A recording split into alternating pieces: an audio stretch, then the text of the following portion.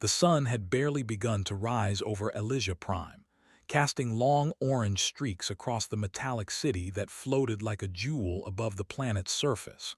From the observation deck of the Orbital Research Station, Dr. Selene Armitage leaned on the railing, her eyes scanning the horizon.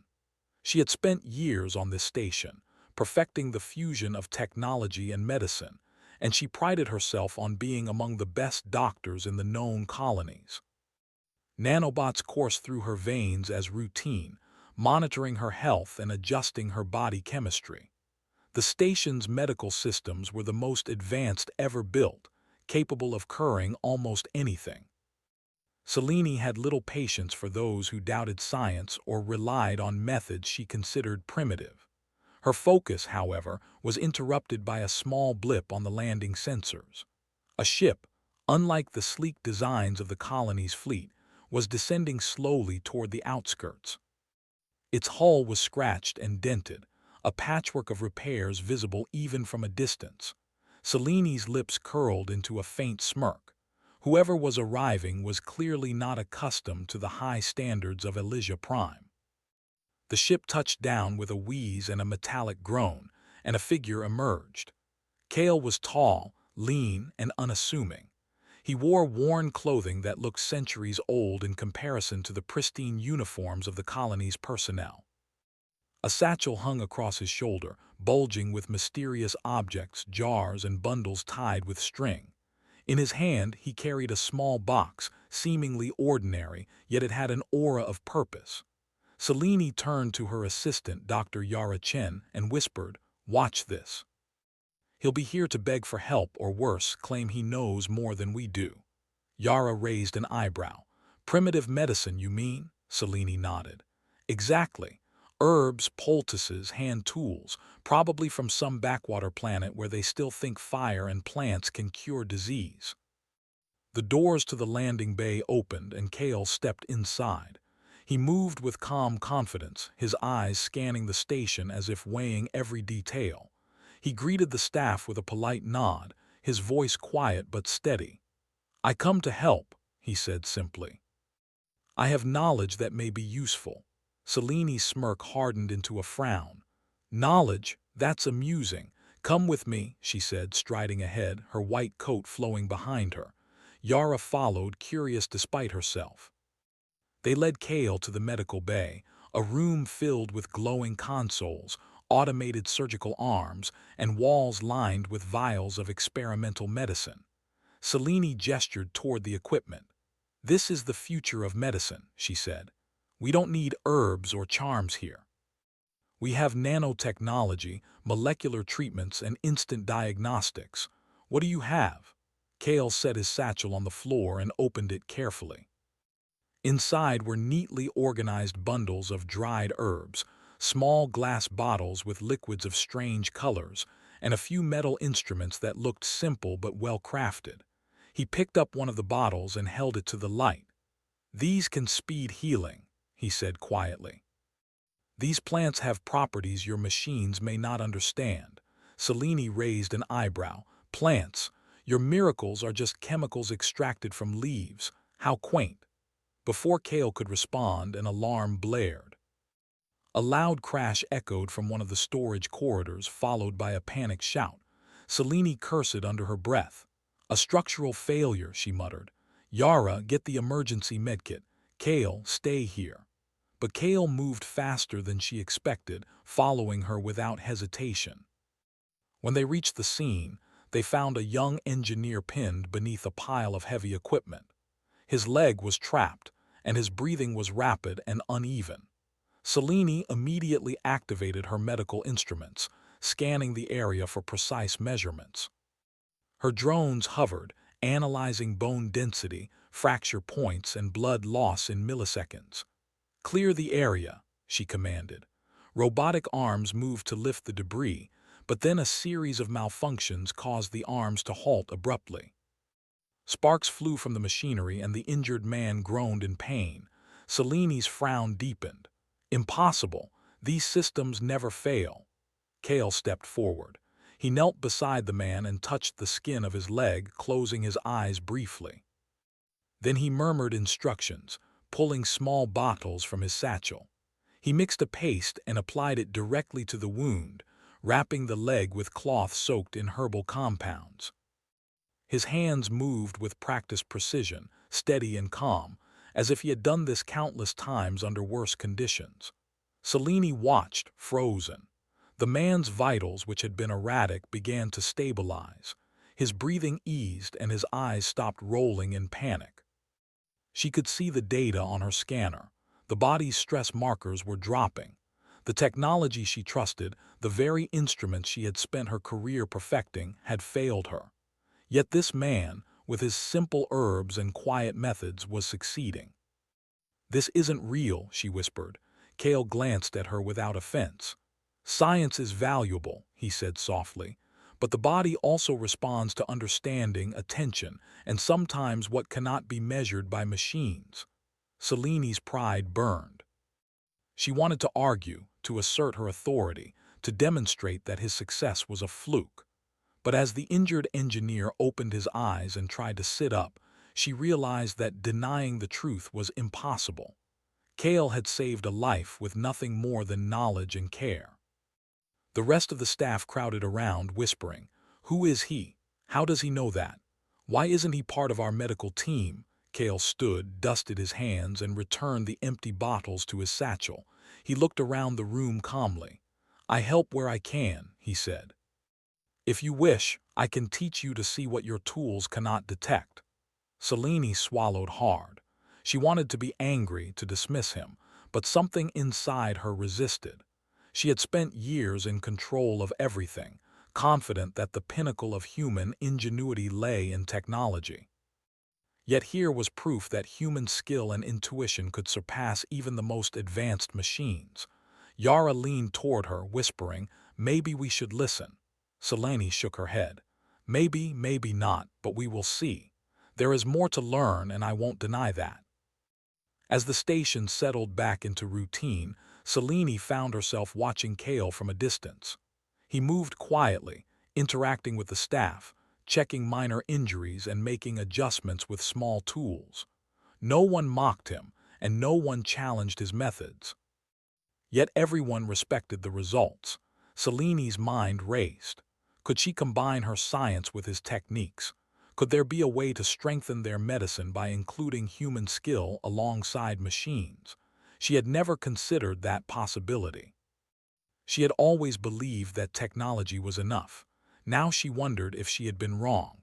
Later, in the quiet of her lab, Selene examined the instruments she had once trusted above all else. They were brilliant, precise, and elegant, but cold. They could heal bodies, but they could not see the subtle signals of life that Cale seemed to understand instinctively. A thought struck her. Perhaps human ingenuity was not obsolete. Perhaps it was the final, missing element in the equation. She turned toward the observation deck once more, looking at the rising sun over Elysia Prime. The colony had achieved wonders through science, yet she realized that survival, healing, and true mastery of life required something more. She did not yet know how Cale's knowledge worked or why it succeeded where her technology failed, but she knew one thing: she had to understand it. As night fell over the colony, Cale prepared his small camp in the corner of the medbay, setting out herbs and bottles with care. Selene watched him, a mixture of skepticism and curiosity stirring within her. This man, this frontier healer, had challenged everything she believed about medicine, and deep down she felt a flicker of excitement. Perhaps this was the beginning of a new understanding, a blending of human skill and advanced science that could change everything. The station was quiet, except for the hum of machinery and the soft footsteps of Cale moving among the injured and the staff. Selene could not help but wonder. In a universe dominated by technology, could the simplest human methods still hold the key to survival? She did not have an answer yet, but she knew she would find it. The next morning, Elysia Prime shone under a pale blue sky, the orbital city catching the early sunlight like a mirror in the heavens. "Doctor." Selene Armitage stood at the station's observation deck, her arms crossed, staring at the distant horizon. Kale's presence still lingered in her mind. She had never experienced such a blend of frustration and admiration. Her technology had failed, yet he had succeeded with nothing more than herbs, skill, and calm observation. A calm alert interrupted her thoughts. The message was short but urgent. A newly discovered planet, Viola 9, had shown signs of a rare organism that could hold the cure for a mysterious affliction spreading through several colonies. The expedition was considered critical. Selene felt her pulse quicken. This was her domain, medical science in action. She expected that her team would leave at first light. Kale, sitting quietly in a corner of the medbay, was already packing his small satchel. He moved with deliberate care, folding herbs and jars with an almost ritualistic precision. "Are you coming?" he asked when he noticed Selene watching him. I suppose," Selene replied, unsure why she felt compelled to accept his company. "But this is a scientific mission. Your methods are primitive. You will need to follow our protocols." Kale smiled faintly. "I follow where I am needed. I will adapt." The shuttle launch was tense. Selene reviewed every sensor, every scanner, and every safety protocol multiple times. Kale remained quiet beside her, occasionally checking small instruments from his satchel that seemed almost mundane compared to the shuttle's technology. Yet something about his calm presence made her feel less anxious. When they entered the atmosphere of Viola 9, the planet's surface stretched beneath them like an endless sea of jagged green and gray terrain. Gigantic cliffs jutted up from the ground, and thick clouds of mist swirled around the bases of the mountains. The air was dense, filled with unknown particles that caused some of the shuttle's sensors to flicker. "See," Kale said softly, pointing to the readings. "Your machines are confused here. They cannot see the subtle signs." Selene frowned, adjusting the settings. "This is a hostile environment, Kale. If your methods cannot adapt, you may not survive." Kale only nodded. "Then I will adapt."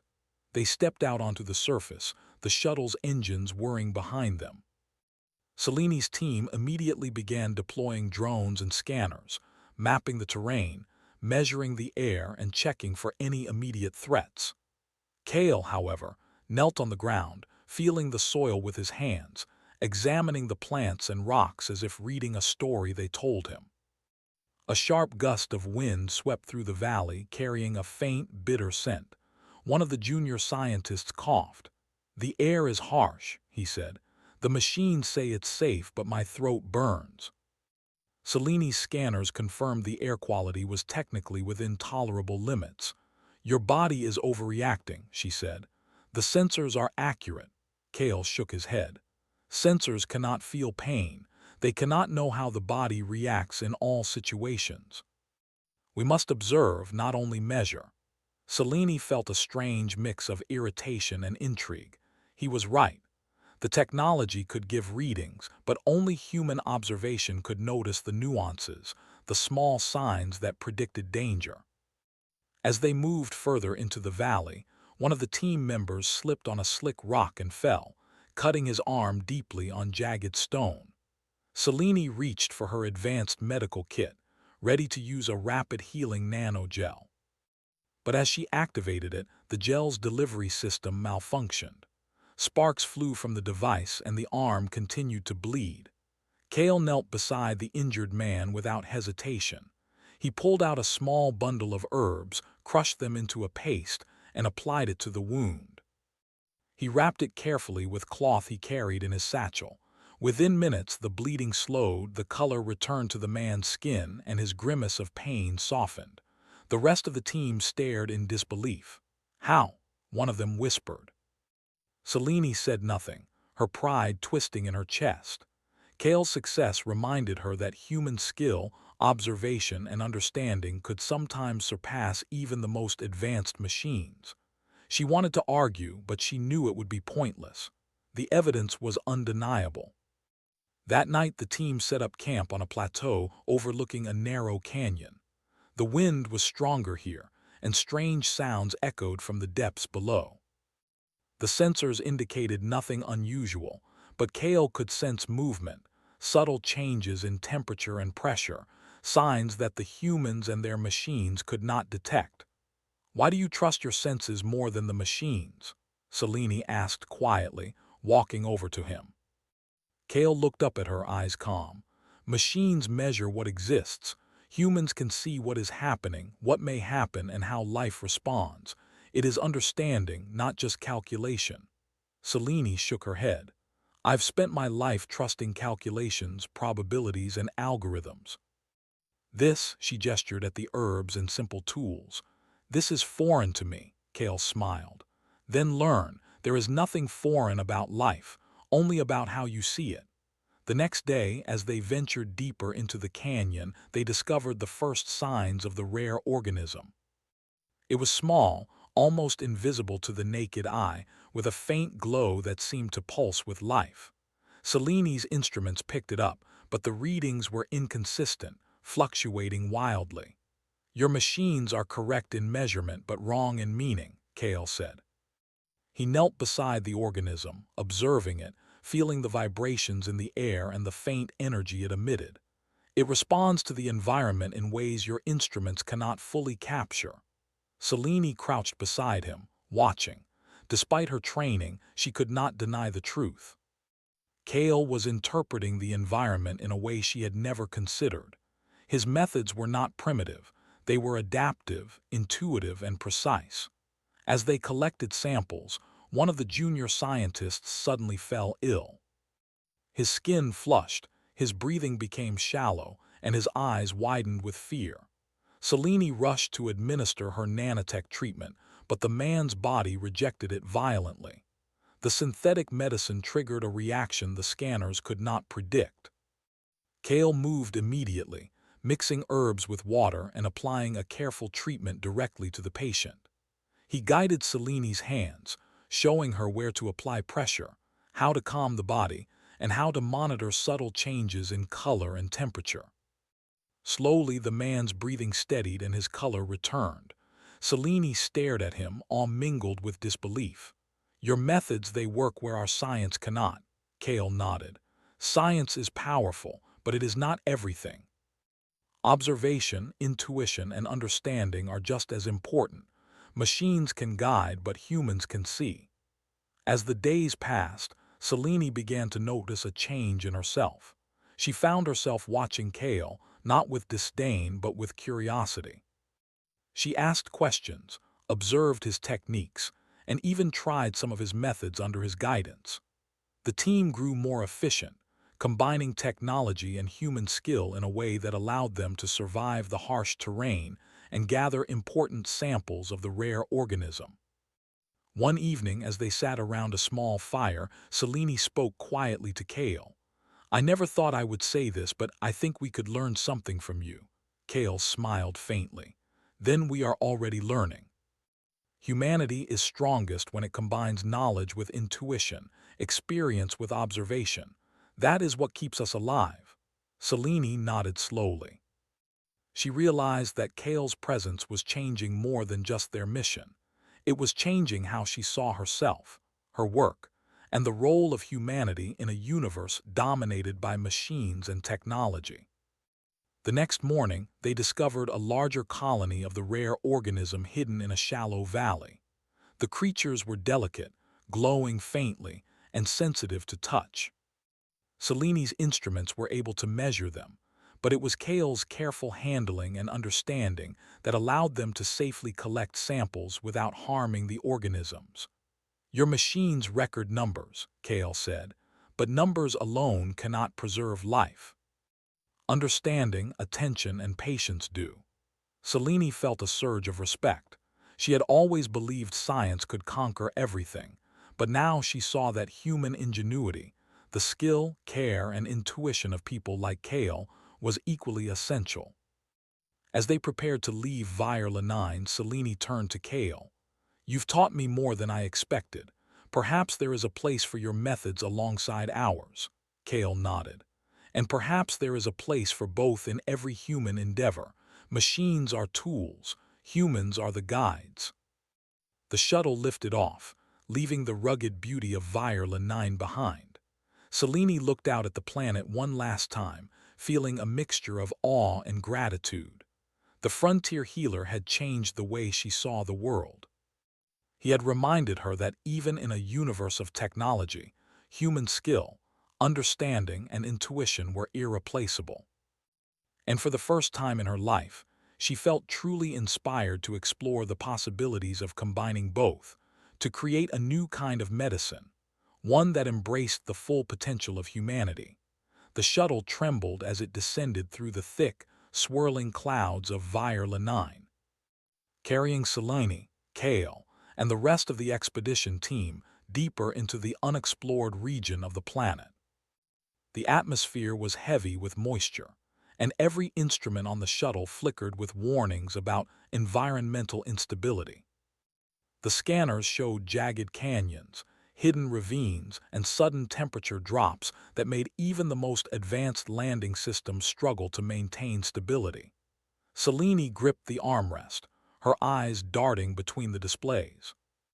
"Keep us steady," she muttered, her usual confidence tempered by the unknown hazards. Kale remained calm beside her, hands folded, watching the instruments but relying more on his senses than the flickering digital readings. "Your machines are telling you danger is everywhere," he said softly, "but your body feels what is real. Machines predict, humans perceive." Selene shot him a skeptical look, but part of her could not ignore how attuned he seemed to the environment. Every subtle change in wind, every shift in pressure, Kale noticed with an almost instinctive awareness that her sensors could not match. The shuttle finally touched down on a narrow plateau overlooking a deep canyon. The landing was rough, and the team stumbled as they exited the shuttle. Giant rocks jutted out of the mist, and strange plants swayed unnaturally in the wind. The rare organism they had collected earlier seemed simple compared to the challenges of this wild terrain. "Keep close," Selene instructed. "Sensors show uneven ground and hidden crevices." Kale moved ahead confidently, carefully stepping between rocks and examining the plants. "Watch the ground," he advised quietly. "Machines can miss what a human eye can catch. One wrong step could be dangerous." As they advanced into the canyon, the air grew colder, and strange sounds echoed from below, soft vibrations that made the hair on the back of Selene's neck stand on end. Her scanners picked up nothing abnormal, but Kale stopped and knelt, placing his hands on the ground. "They are here," he said, his voice calm but firm. "Subtle, alive, aware. Move slowly." Selene's team followed his lead, moving cautiously as Kale guided them. His methods frustrated her at times. He was slow, deliberate, and relied on intuition rather than measurable data. Yet every step he took avoided danger, and every decision he made seemed to protect them better than her instruments. Suddenly, one of the junior scientists lost footing and slid toward a jagged rock formation. Selene lunged forward, ready to deploy a grappling device, but it jammed in the humid air. Kale was already there, his hands grabbing the man's arm and pulling him to safety with precise timing and minimal force. Selene's heart pounded. "Your hands, you saved him faster than any device could." Kale glanced at her. "Machines can fail, humans adapt." The canyon grew narrower as they moved forward, and the walls were covered with luminous vines that glowed faintly in the dim light. These were unlike anything Selene had ever seen. Some pulsed in rhythm with the wind, others seemed to respond to the team's movement. The rare organism they sought was rumored to inhabit this canyon, but locating it would require both observation and careful navigation. Hours passed, and the terrain became more treacherous.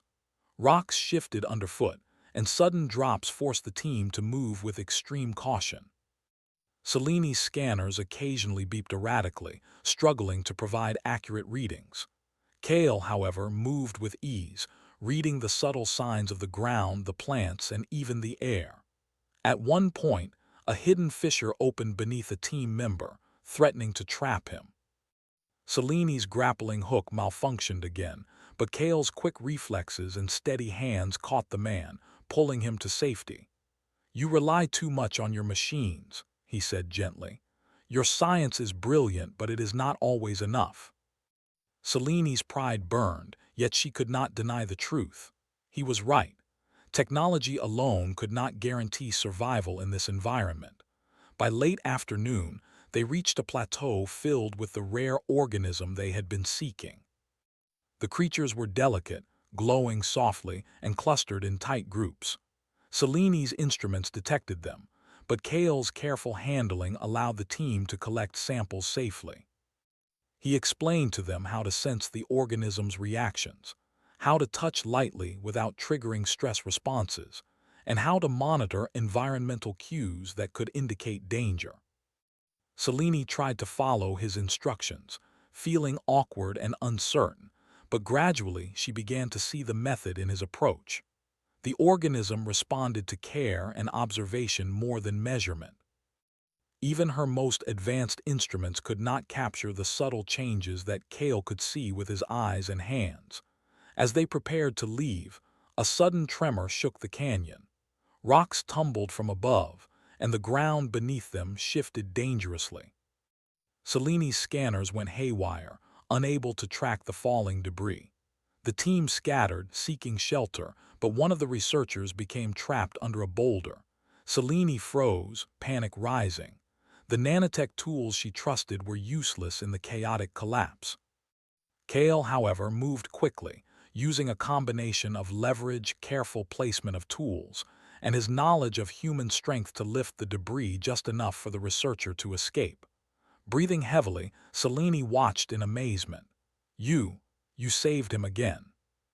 Kale shook his head. "Not me, we adapt. Humans survive when they observe, understand, and act." Night fell over the canyon and the team set up camp in a sheltered area. Selene sat quietly, reflecting on the day's events. Every challenge had reinforced a lesson she had long ignored. Human skill, intuition, and observation were as important as technology. Kale's methods were not inferior, they were complementary. "Do you always stay so calm?" she asked him as they prepared a small meal. Kale smiled faintly.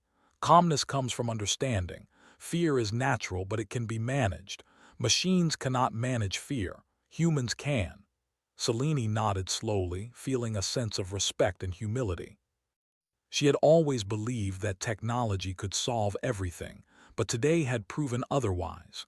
She began to see that Kale's approach, careful, patient, and deeply observant, was a form of science in itself, one that her instruments could not replicate.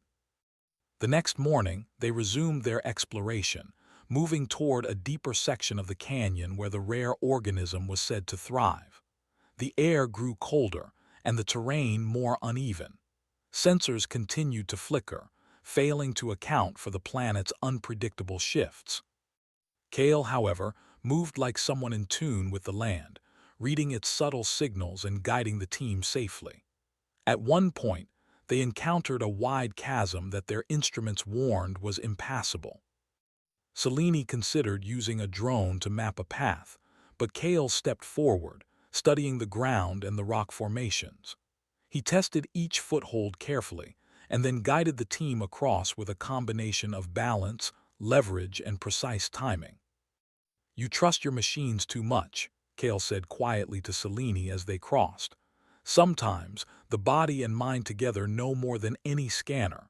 Selene felt a growing respect for him. Every lesson he taught, every move he made, revealed a side of humanity she had long neglected. She realized that technology and intuition could work together, each strengthening the other, but only if humans were willing to trust their instincts. By afternoon, they reached the heart of the canyon, a vast hollow where the rare organisms clustered in abundance. The creatures glowed with soft, pulsing light, responding to every movement in the room. Selene's instruments could measure their biochemistry, but it was Kale's careful handling and knowledge of subtle cues that allowed them to safely collect samples without harming a single organism. "This is remarkable," Selene admitted. "Your methods, they really work." Kale nodded. Science is powerful, but it must be paired with understanding. Observation, intuition, patience. These are as important as instruments and algorithms. As they prepared to return to the shuttle, the canyon rumbled again, warning of instability. Selene felt a surge of anxiety, but Kale remained calm, guiding the team with steady hands and careful steps. They navigated the crumbling cliffs and unstable rocks, reaching safety without injury. Back on the plateau, Selene finally allowed herself to speak her thoughts aloud. I underestimated you. I thought your ways were primitive, but they are essential. Perhaps I have been blind. Kale looked at her kindly. It is easy to forget that humanity is more than technology. We adapt, observe, and survive in ways machines cannot replicate. That is what makes us strong. As the shuttle lifted off from the canyon, Selene watched the rugged landscape fall away beneath them. She reflected on the lessons of the past days. Technology was important, but human skill, intuition, and care were equally vital. Kale had shown her that even in the most hostile environments, survival depended on understanding, attention, and adaptability. For the first time in her career, Selene felt truly inspired. She had always believed that science could solve everything, but now she knew that the combination of human ingenuity and technology was the ultimate path to success. Kale sat quietly beside her, looking out at the distant horizon. Selene realized that his presence was changing her not just as a scientist, but as a person. He had reminded her that even in a universe dominated by machines, the human mind and heart remained powerful beyond measure. And she knew that the real challenges, the ones that would test the limits of both science and humanity, were still ahead. The shuttle landed on the edge of a jagged plateau, its engines screaming against the dense, misty air of Vierla 9. Selene stepped onto the rocky surface, her boots crunching against the loose stone, and immediately noticed a sharp change in the air. It was heavier here, damp with a strange chemical scent that her scanners could barely analyze. Something in the valley below was alive, pulsing with energy in a way her instruments could not fully read. Stay alert, Selene warned the team. Sensors are unreliable. Proceed slowly. Kale, walking beside her, did not seem concerned. He crouched down, letting his fingers brush against the rocks and the strange plants that grew between them. The place has a rhythm, he said softly. If you move with it, it will not harm you. Machines cannot feel this rhythm. Humans can. They descended into the valley, careful with every step. The rare organism they had collected earlier thrived here, but there was something else, something darker. As they advanced, the air began to sting their lungs, and several team members started coughing. The scanners showed nothing threatening, but Kale stopped and looked at each of them in turn. Do not panic, he said. Your bodies are reacting. Observe, respond, and act carefully. That is enough to survive. By midday, the first incident occurred. A junior scientist, attempting to gather samples, stumbled and cut his hand on a jagged rock. At first, Selene moved to administer a rapid healing nanogel, but the cut immediately reacted violently. The gel caused swelling and a rash that spread quickly up the arm. Her instruments showed an unknown pathogen in the bloodstream, a type her colony had never encountered. Kale knelt beside the injured man, ignoring the automated alarms from Selene's instruments. He examined the wound closely, pressing his hands gently on the swollen area. Your medicine is not compatible here, he said calmly. You cannot force a cure. You must guide the body to heal itself while working with what is present. Selene frowned, her mind racing. Guide the body. I don't understand. How can you possibly manage this without nanotech or advanced drugs? Kale reached into his satchel and pulled out a small bundle of dried herbs and a tiny vial of liquid. He crushed the herbs, mixed them into a paste, and applied it directly to the wound while whispering instructions to the patient to stay calm and breathe steadily. Within minutes, the swelling decreased, and the rash began to fade. The young scientist gasped, amazed that the pain eased so quickly. Seleni's hands shook as she watched. Her advanced technology had failed, yet this primitive approach worked perfectly. She felt a pang of humility and a spark of curiosity. Kale's methods were not inferior. They were adaptive, intelligent, and precise. The team pressed deeper into the valley, but the pathogen's presence became increasingly clear. Several more members began to show symptoms: flushed skin, fatigue, and shortness of breath.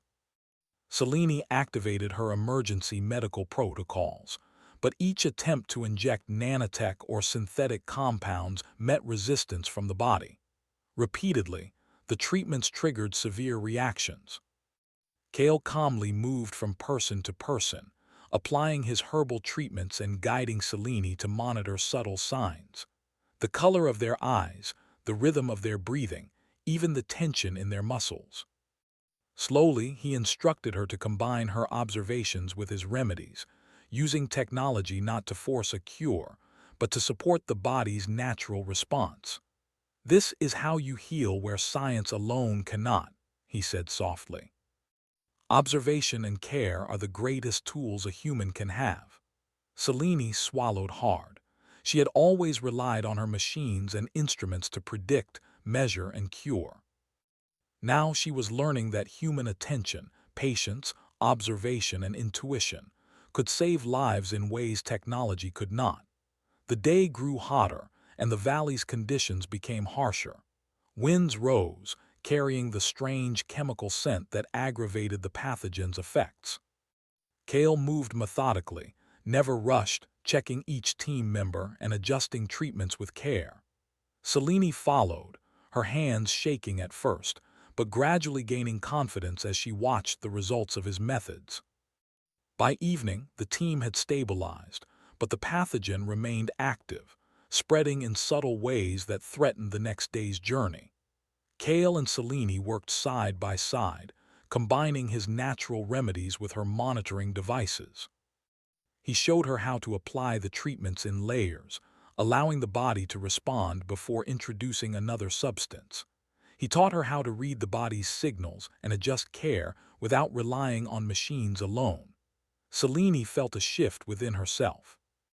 Her pride in technology had not vanished, but it had softened into respect for the human touch, the adaptability, insight, and understanding that machines could never replicate.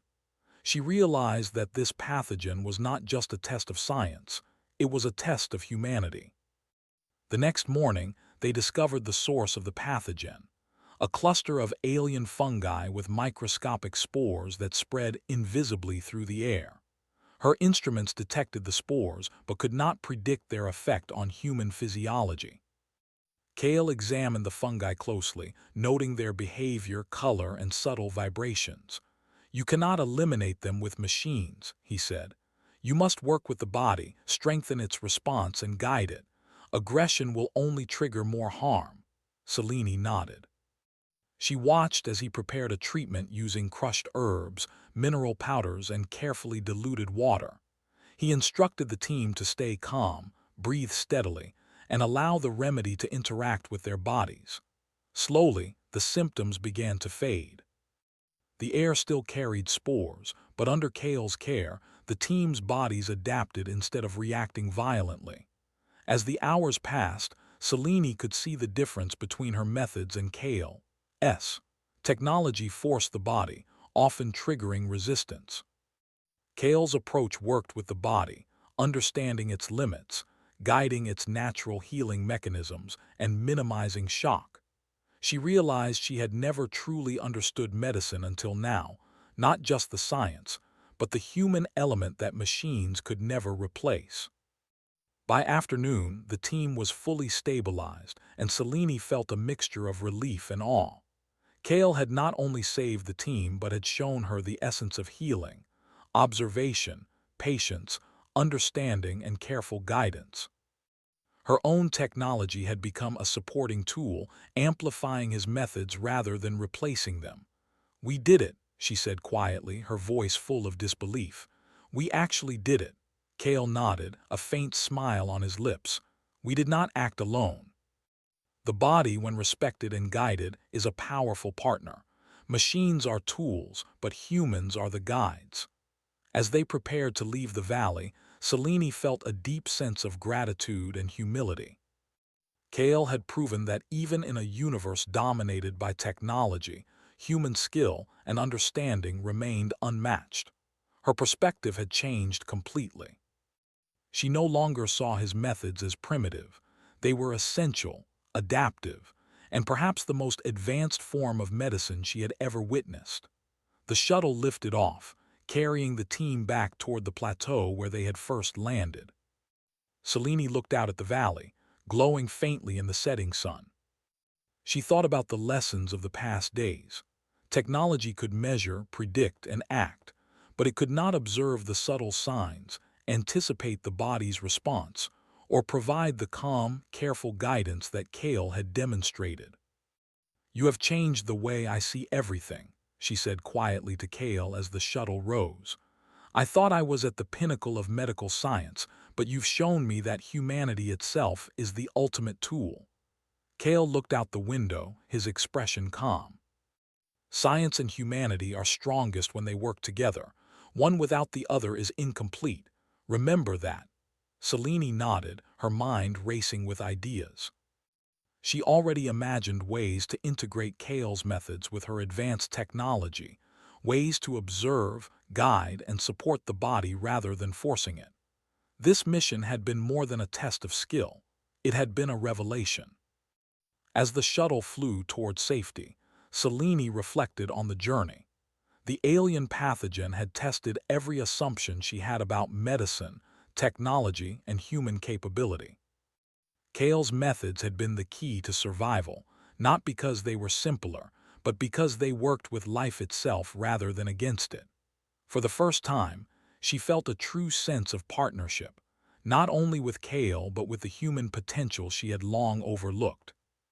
She realized that the real frontier of medicine was not just technology, but the combination of knowledge, intuition, and care. And as the sun dipped below the horizon, casting long shadows across Viola 9, Selene knew that the greatest challenges were still ahead, and that humanity, guided by skill, observation, and courage, would face them stronger than ever. The shuttle broke through the clouds of Viola 9, leaving the treacherous valley behind. Inside, the team was quiet, exhausted but relieved. The pathogen had been neutralized, the rare organisms had been safely collected, and every member was alive and stable. Selene sat beside Kale, staring out at the endless horizon of the planet below, her mind racing with thoughts she could hardly put into words. For days, she had witnessed something she could not fully explain, a blend of observation, intuition, and care that had outperformed the most advanced medical technology in the universe. Kale had not used machines to force a cure. He had worked with life itself. And she had learned from him, perhaps more than she had learned from any scientific text or instrument. The shuttle's sensors finally confirmed a safe route back to Elysia Prime. Selene glanced at the readouts, then back at Kale. "I need to understand this," she admitted quietly. "Everything we did, your methods, the way you guided us, healed us, I need to know it fully. I need to bring this back to the colony." Kale looked at her, calm and measured. "Knowledge is only useful when shared. Machines can carry information, but humans must understand it. You will learn it, not just copy it. That is how it works." As they entered orbit, Selene's mind was filled with plans. She envisioned integrating Kale's approach into the colony's medical system, training doctors to observe, guide, and understand patients rather than relying solely on technology. She imagined a new kind of medicine, one that respected both the human body and the human mind, blending instinct and innovation, skill and science. Landing on Elysia Prime was smooth compared to the chaos they had faced on Viola 9. The colony's staff greeted them with relief and curiosity, eager to know how the mission had fared. Selene stepped onto the platform, her boots striking the metal floor with newfound purpose. The team followed, each member healthy, alive, and grateful. She turned to Kale as they walked through the main corridor of the station. "You'll need to help me explain this to everyone," she said. "Not just the staff, but the entire medical council. They'll resist at first." Kale nodded. "Change is difficult. People trust machines because they are predictable. Humans are not always predictable, but life is unpredictable and humans must guide it. That is the lesson." Selene felt a spark of determination. She had always been a champion of technology, a believer in its precision and power. But now she realized that humanity itself, the observation, care, and intuition of people like Kale, was just as important. Machines could not replace the human mind or heart. Over the next several days, she and Kale worked tirelessly, presenting the findings of the expedition to the colony's medical council. They demonstrated how the pathogen had reacted differently to technology alone, and how Kale's methods had guided the team to safety and healing. They showed the rare organisms, explaining how careful observation, patience, and understanding allowed them to collect samples without harm. The council members were skeptical at first, their expressions guarded. "This sounds unconventional," one of them said. "We cannot risk relying on untested methods in a colony that depends on precise technology." Selene held up a tablet displaying the data, vitals of each team member before and after Kale's treatments, comparisons of nanotech failures versus successful herbal guidance, and careful notes on every decision made during the expedition. "This is not untested," she said firmly. "This is evidence. Kale's methods did not replace technology, they complemented it.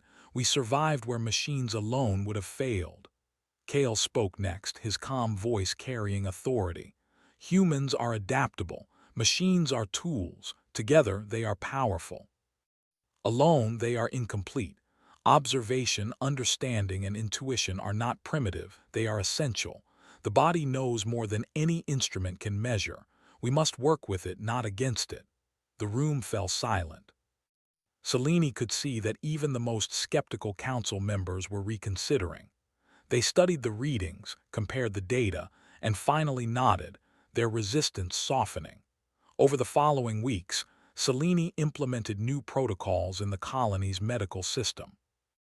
Doctors were trained to observe subtle signs in patients, to combine intuition with technology, and to guide healing in ways they had never considered. Kale assisted her, teaching small groups of physicians how to apply his methods safely and effectively. Slowly, the colony began to understand what she had learned. Humanity itself was a tool as powerful as any machine. Selene's pride in her accomplishments remained, but it had evolved. She no longer measured success by how many instruments she could deploy or how fast a machine could analyze data. She measured it by lives saved, problems solved, and the confidence she had in the human mind to guide both body and machine. One evening, after a long day of training, Selene and Kale walked along the observation deck. The sun dipped below the horizon, turning the sky into a canvas of orange and purple. The city's lights shimmered below, reflecting on the clouds like distant stars. "You've changed the way I see everything," Selene said quietly.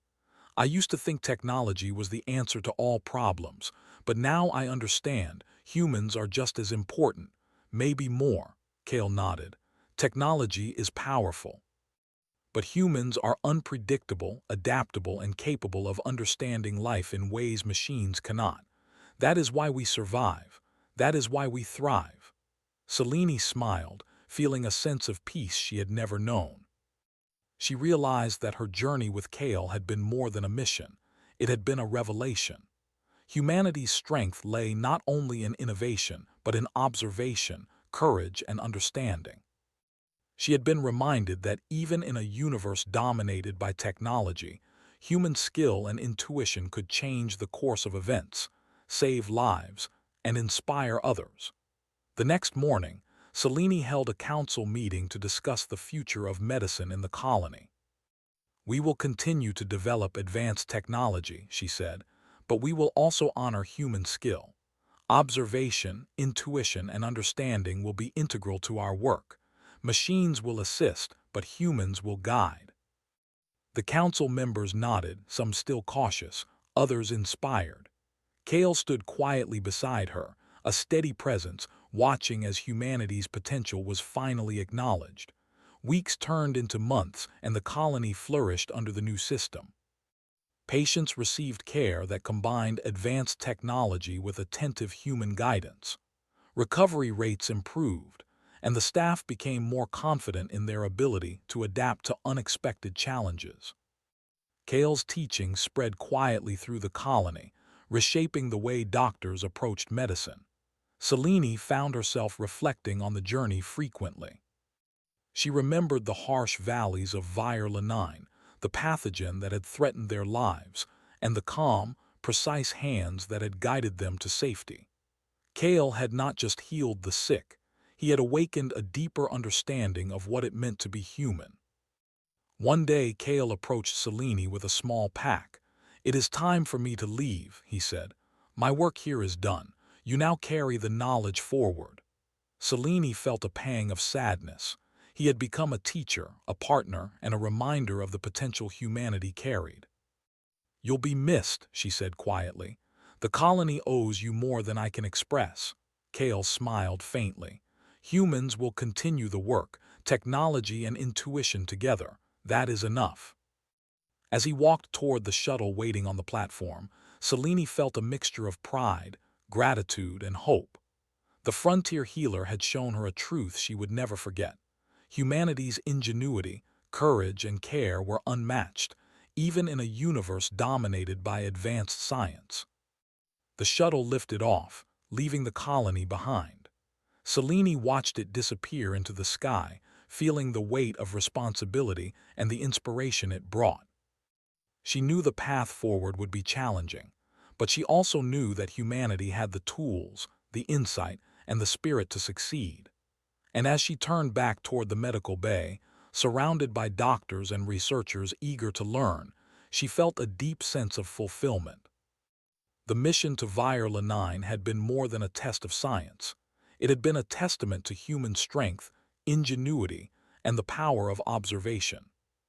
The story of the frontier healer spread through Elysia Prime, inspiring others to combine technology with human skill, to respect intuition as much as calculation, and to remember that in the heart of every human was the ability to survive, adapt, and thrive. Selene knew that the future of the colony, and perhaps the future of humanity itself, would be brighter because of what they had learned. Technology would continue to advance, but humans would remain at the center of innovation, guiding, observing, and caring. And in the quiet of her lab, as she looked at the sun setting over the horizon, Selene smiled. Kale had healed more than the body. He had healed a perspective, a mindset, and reminded humanity that its greatest strength had always been itself. The universe was vast, unpredictable, and full of challenges, but Selene no longer feared what lay ahead. Humanity, she realized, was capable of greatness beyond imagination, and with understanding, care, and observation, there was nothing they could not face.